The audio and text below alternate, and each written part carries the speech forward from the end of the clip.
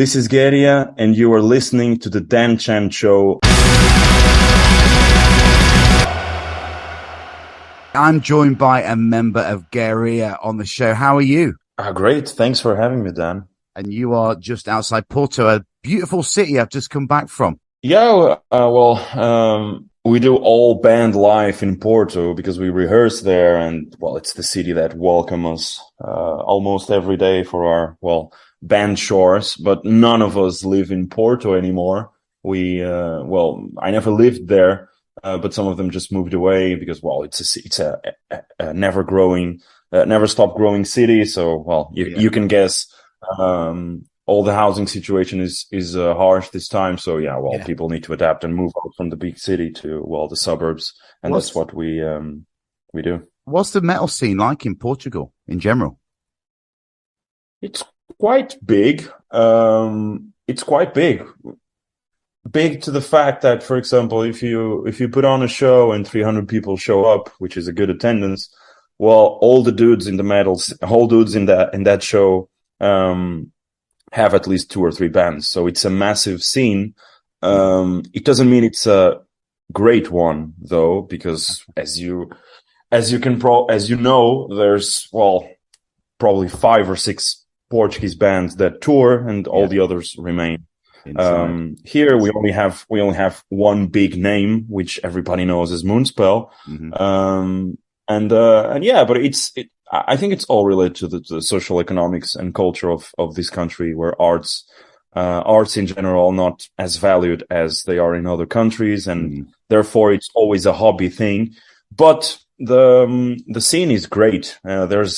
There's lots of creativity, very interesting music coming out every month. Yeah, and it's a great place to just meet new waves of this music and indie and pop music. We rehearsed, for example, in this big shopping mall filled with almost 500 bands there. Wow. It's, as you can imagine, it's chaos sometimes, but it's a beautiful place. Awesome. For artsy people and people that want just to share music. Awesome. Now, the reason you're on the show is to talk about the band, your band, obviously, Gaerea. So you've released 3 brand new singles over the last couple of months leading up to the release of your new album, Mirage, in a couple of weeks on the 23rd of September. Firstly, how have the new singles been received, and how much does it mean to you to get this new release out there? Well, they've been received quite well. One of the great things about this year is that we're finally back on the road in full force. Yeah. We're doing this 3 years in one, so we have tons of shows. Is it 200 shows this year you're doing or done? Is it? We have nearly not 200, but at least 150 shows booked this year, and we already did most of them, but we still got a few tours. But anyways, it's great because we just did festivals, and it was great to perform these songs for the first time there. We could see how people react. We can just build the set in order for them to grow whenever they need to be played. And they've been the reaction is amazing. The album is doing really well so far, and it's not even out yet. It already surpassed all our expectations and what Limbo did back then. So I guess it's growing, and a lot of people just know us by now, even in some of these massive festivals we played. So it feels amazing to have this year where we can get back on the road, we can tour, we can have new music out, and we can have a new album, and we can do all of these crazy things we were so eager to do for the last 3 years. So you say this, it's been a crazy few years. I mean, this album was born out of the pandemic, right? How was that period for you with the band? I mean, I know you said that it's like 3 years in one. It must be so exhausting, but this album, was it purely a pandemic baby? Well, it was written during the pandemic. It was written in January last year. So January 2021. Yeah. And I think out of the frustration of not being able to do anything else with Limbo at some point, because we released Limbo during the pandemic also in July 2020. And we did everything we could with that album. We exhausted all the energies, all the ideas that we had. So I think we did 4 to 5 videos. We did live sessions. We re-recorded the album in some sort of live DVD thing in a massive studio in Portugal. So we did all of these crazy shit ideas with that album, waiting for the time to tour. And at some point it never came. At some point we were in that winter of 2021, just waiting to start a tour that got postponed again for another year. And I think that fury of, dude, what are we going to do now? And I think all those mixed feelings, together with the passion that we have for this, I guess it built the base for creating a new album, and that's what we did. So we never stopped working since the last tour before the pandemic until now. We never stopped working. We worked every day for this, and I guess it's paying off now with these crazy things we're doing now. Is it safe to say that this album probably wouldn't be coming out now if it wasn't for the pandemic? Maybe next year. Yeah. This album should have never been written when it was. If we were able to release Limbo in a non-pandemic environment, we were still doing some of these shows. But I wanted to tour as much as we could with Limbo, and we couldn't. So I guess Mirage came to it's the right time to release a new album for us. Yeah. It is. I'm not saying that we shouldn't do this. I'm very happy we're doing this for all the reasons in the world.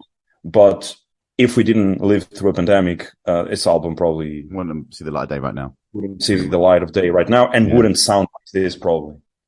What common themes run through your tracks, and what can we expect from this album? Because I know you don't like to do the typical like anti-religion stuff. You're more about the human destruction. That's right, isn't it? Yeah, we're all inspired by our main source of inspiration is always humans, our love to hate them and our hatred towards loving them. So it's a mixed feeling towards our inspirations, but it's what makes it so intriguing for me. So yeah, it's all based in the world around us and the world we have built for this band, this utopian view of the city, which has a lot of comparisons to the real world. But yeah, it's all based in the lost individual in a massive city. Mm-hmm. And how do you feel you're evolving from Limbo to this album? How is the sound progressing in your eyes? Is the writing changing? The writing changed a lot. I think the good thing about staying active and performing these songs, these Limbo songs, as much as we could, with what we had, it made us understand the things that we wanted to try on our next album. More atmosphere. We don't need to sound the most aggressive band in the world. Like we're not trying to do it with Limbo, but Limbo is way more aggressive and explosive, where you have songs with blast beats from minute 0 to 10. And I think the fact that we did more atmosphere, more clean sections. We explored more of the vocals. We explored more all of these minimalistic atmospheres that you have in songs like Arson or the interludes in Memoir or even Laude. All of these shaped our perception of this band quite a lot during the writing process and even in the studio. Meaning that, I think it's always like that. When you start to do something, when you start a band, or we see a lot of that. For example, with drummers. Well, at first they have all of these cymbals, all of these toms, all this massive drum kit, and then when they become better at their instrument, they start to rip it apart, and they use only the tools that they actually use, and it's a smaller kit. So it's the same thing with us. We don't need to be the most explosive, aggressive band with all of these agonizing riffage, because sometimes you can create a beautiful but still agonizing atmosphere, eerie atmosphere, with just a guitar sounding in the back. Absolutely. Like we did, for example, with the last single, Mirage. Yeah. That middle section, well, it's one of the things that makes me more proud about this album, because it's so simple, but it's so striking for me. Yeah, it's awesome. Yeah, it's I think it made us way better musicians, and we grew a lot, like as humans and artists, from Limbo to Mirage. Mm-hmm. Now, tell me about your non-member but wholly important fellow countryman, Miguel. Is it Miguel Torres? Is that correct? And how important his input is to the band and the recording, obviously. Well, he's our, as you said, secret sixth or even seventh or whatever. We work with a lot of people that are very important for this band, but he's probably our sixth member. Hiding in the shadows, and a person that we only meet to record, because he lives far away from us in the countryside. And we just fucking love to work with him, because he's the same age as us. He's not a black metal dude by all means, but that's why I love to work with him, because that's interesting. I didn't know that. That's interesting. Yeah, he's not. He started to work with way more black metal after us, which is good. He comes from a death metal, brutal, slam environment. But he also worked with a lot of rock music. And that's just amazing to have somebody that has so many inputs, production inputs to give you, because he's not from the scene. So that's amazing, because he still understands what we're trying to do. He understands the emotion, and that's it. That's what he needs to understand. And then he can suggest things that I would never think of, because, well, sometimes it's just so ingrained in the style, whatever you did, that you don't want to change it. And then he helped us create all these weird sounds in the album, the organs, some of the samples. It's all him suggesting things in order to make this album more grandiose, I guess. It's a neutral perspective, isn't it? Yeah. He's very strict with us, which makes us we're very tight. Do you respond well to that? Yeah. We're a very tight band. We rehearse a lot before going to the studio. I hate spending 2 hours recording a riff. We don't do that. We are very prepared every time we go to the studio, because I hate that. But still, some things don't work. And if in his mind it doesn't work, he will be the first one just pressing spacebar and telling you, well, this doesn't work. Let's try something else. Let's try this or that note, or just be more simple, or try this or that. And he does that with all the instruments. And that's just amazing, because you want to work with a producer. You don't want to work with this tech guy. You don't want someone who's just going to be sycophantic to what you're doing, right? You want someone who's going to be critical, who's going to make you the best you can be. Yeah, exactly. And we always come out of the studio with a way better album than the one we wrote. So that's just amazing. It can be hard sometimes to just let go of a line or a drum fill or whatever, because you love it so much, and you wrote it and you composed it, and then you rehearsed a lot with it, and then you just go to the studio at first take. He tells you it doesn't work. Just let's try something else. But it always works way better. That's why I love and hate him so much. So tell me about the history of the band. I mean, how you got together and decided with like-minded musicians to choose the path that you've done, and the name, where did it come from? Well, the name doesn't come from anywhere. It came from my mind. I always wanted to have these specific things that could only mean Getty at some point in time. And I think we're getting there now after 6 or 7 years as a band. I wanted something that sounded weird. Yeah. But if you just typed it, whatever, you wouldn't find close to nothing, because it's a made up word. But in the long term, it's a name that people are starting to tell, and everybody knows what it is if you're in the genre, because we're getting to that point. So I guess it was a nice, investment in brackets on our behalf to do stuff like that. But yeah, it started with just me wanting to put something out with the first EP we did in 2016, and I guess it just grew very slowly after that. So we got the first deal. We got a few invitations for some very underground festivals or small tours. And then I had to build a band out of that. Mm-hmm. And I guess everything just compiled in constant work, regularity. And I think that eager of just to be on the road constantly, because it's something that is so important for us. Yeah. It became so important for us at some point that we became this band that never stops at home, and we still work a lot in order to have our structure as on our web store and shipping all the orders we have. So there's a lot of back office boring work that we do as a band, but it's, well, we all know it's how a band can resist the times. And yes, it's all the things that I never thought to do. I just wanted to record music and put it out in the beginning. And I guess it just grew every month more into my mind that, well, at some point we stopped thinking this was a hobby and this is our lives. This is part of our professional lives right now, and we work hard for that. Now, personally, what got you into the darker side of metal? Well, I think I got it as a coincidence, I guess, because I'm a 90s child, so I grew up with all the post-grunge stuff, not probably the 80s or all of these things I discovered afterwards. Mm-hmm.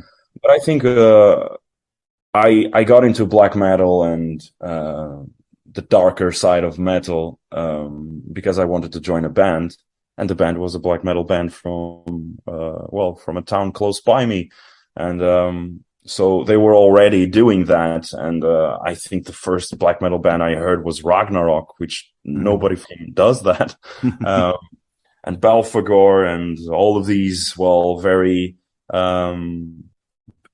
extreme bands in music and in vision, but you don't care about that when you're a kid. So that's how I got into it, just by joining a black metal band because I wanted to play in a metal band. And then all of these sounds just showed up out of the blue, and I think I never left. Back to the album. Talk to me about the cover of the Mirage album, which looks like a bust of your headed masks in gold. It looks awesome. Who came up with the concept, and what's the design on the mask? It's a fake invitation for what lies behind the mask. I wanted to use gold in this album as an invitation because we as humans perceive gold as this very precious thing. Our history tells us that gold is one of the highest. It made people get killed. It made people go into the oceans to discover a new world. Yeah. So it's all engraved in our history, and I wanted to have that as an invitation for what might lie rotten behind the mask. So it's this shiny cover of a book, and then you open the book and nothing is shiny anymore, and everything is rotten, everything is destroyed. So we used gold as with that intent. We worked with Christopher from Sarah's Collective, a good friend of ours, and he's also the vocalist and composer for Shamash. He's just killing it in 3D work. He is an amazing artist. He has an amazing mindset.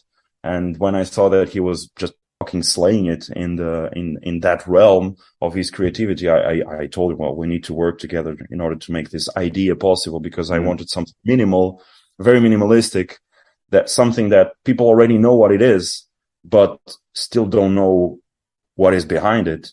So it's double meaning cover art for me. So simple, minimalistic, but with a lot of things to say about it. About the sigil, it's based on the Asmodee sigil, something that truly meant something or had some similarities to the concept of the first EP when we started all of this. Still, I'm not ashamed of saying, it's something that it's not actually there right now. It's something that it's part of our past in the beginning of the band. And as some of the things that we did in the past that we still do, I think it's part of our history to still have them. I don't want to change it just because we don't identify it with it anymore, or just because it's not part of the concept right now because we grew to be something way different. It made sense at the beginning, and it still makes sense now because it's part of the beginning. I don't want to lose some of the roots we have, or the first thought processes that we had in the beginning. It's important for me to keep that. So it will always remain there as part of our, humble beginnings as just people wanting to make music. I understand. Now, while on the subject of masks, and I'm sure you get fed up of being asked these questions, but what made you go down the anonymous mask route? I mean, I've spoken to many masked outfits over the years, and there's a different answer every time. What's your reason? And I think I read somewhere, I heard an interview about you saying that you're torturing yourselves, as it's not easy performing in them. What's the story? Well, there's a lot of reasons. There's a conceptual reason why we do it. And very briefly, it's because I don't believe humans are truly transparent. I think we're only true to ourselves when we're alone in our own environment.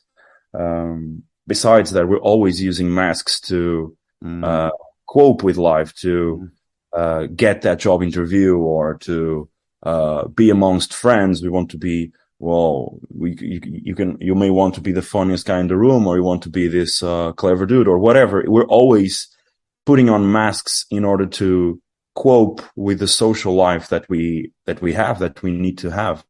And it's just the way it is. It's just the way it is for me. It's not a bad or good thing. I think it's just accepting it. And with those masks on stage, it's when I feel I'm closer to my true self. I just feel alone in my own environment when we're performing. And it's a very intimate performance for me and the boys. So it helps me get to that dimension, or to that specific place in my mind, because then it's still a very excruciating performance to perform with those masks, because they're hot. You start to sweat, and at some point you can barely breathe, and you still have to put on a show. So I think some of the at some point, and it's very hard for me to explain this, but whenever you're not comfortable physically, and you still have to go through it, we just zone out, and sometimes we can't even remember the shows because you're not breathing. You're still putting everything you got from your soul and body into this performance. You know what you're doing, but sometimes I just can't fucking remember what I did, and I can't remember shows or remember playing that song because I was just out. Yeah. And it's not all shows that it happens, but sometimes it's brilliant to have those shows because it proves what makes us human. Having those things, that comfort taken away from you I think it's always good, because again, it helps you transcend into something else. And just to close my answer, I don't think extreme music should be safe or comfortable. Of course not. No. So this is our way to not be comfortable. It doesn't mean we have to be uncomfortable for people. We're not threatening everybody, but we are threatening ourselves. It's a very excruciating performance sometimes when there's no AC sometimes, or you're just playing with no lights. But it's part of the game. We're still an underground band. I want to always be an underground band because we can have those moments, those very intimate moments with the audience. Those are the best ones. I love doing festivals. I love the big festivals we did, but performing in a small venue where no one can breathe and everybody's sweating, those are the best for me. Yeah, I agree. I know that. So Do you like the anonymity? Do you like not being recognized at shows and festivals? You can take your mask off and walk around. Do you like that? Or do you ever think, damn, why did I choose these masks? I want some recognition now. How is it? We don't care. We don't care. People don't care that much. Mm. We never had people. Well, we do sometimes, but not for the good reasons. Chasing us or trying to really understand who's behind the mask, because in the end of the day, we're just people. We're just the same boring human as any boring human in the audience. We're just doing something that we love. We're just sacrificing a lot in order to do what we love. Yeah, so, yeah, I don't care if, well, a lot of people recognize us because we're starting to be here and there, and we have friends that come to the shows, and people follow us on our personal profiles. We're not crazy about this concept about not revealing ourselves, because we still have our lives, and it's something that's very important for us in the band and how we perceive the band. But we're not shaping our lives towards that, because it doesn't make any sense for me to do that. I understand. So yeah, it's great to have people recognizing you, but we don't care that much. You don't want that. We just want to do whatever we need to do on stage and deliver the best performance we can do every day. So shows-wise and being on stage, how long was the hiatus in total between the last gig you did before COVID and the one after? And was there any anxiety, nervousness taking the stage, for the first show back? I don't think so. What was the longest hiatus? How long was it between shows? The last show we did before the pandemic was on the 18th of December in London. So the last show of the tour we were doing. Yeah. And then the next one was in October, the year after. Well, playing for seated people, but it was the presentation of Limbo in our hometown. So we did this 200 people show. Yeah, so 10 months. But I don't think we ever got nervous for shows, because this is so not nervous but anxious, I guess, because we can finally do this. It's not this, I don't know if I can do this anymore, or if I'm prepared, because we are constantly prepared to do this, because we do this every 2 or 3 days. We're rehearsing. We always did it. I think it was just anxious of finally being able to do this. Yeah. Let's go. Not nervous at all, because we're so comfortable doing this in our mindsets that it's just that eagerness of finally being able to do this and to feel alive again. Of course. And obviously, talking of shows, you're following on from the release. You're straight out on the road for an extensive European tour with Girls Wide. Are you looking forward to the tour? Oh, I am. We're preparing ourselves to a big one with them. It's a great lineup. All of the bands, we know them already. It's all home bands from Season of Mist, people we love. We know them very well. Even the guys from Winterfell is joining the tour afterwards. We already toured with them. They're great people, great friends. So it has everything to be a monumental tour for us and the other bands. So everyone's professional, and I'm really looking forward to playing some of the places we already did, revisiting some towns, and playing in some others that we never been to, and doing it in the biggest European tour we ever did. It's just great, and with a new album, so all of the things combining to a great experience. Absolutely. And you played in China a few years back. How was that? And was it easy? And was it easy to get into China? And what's the thirst for extreme music like there? China was when we decided or realized that this was not a hobby anymore.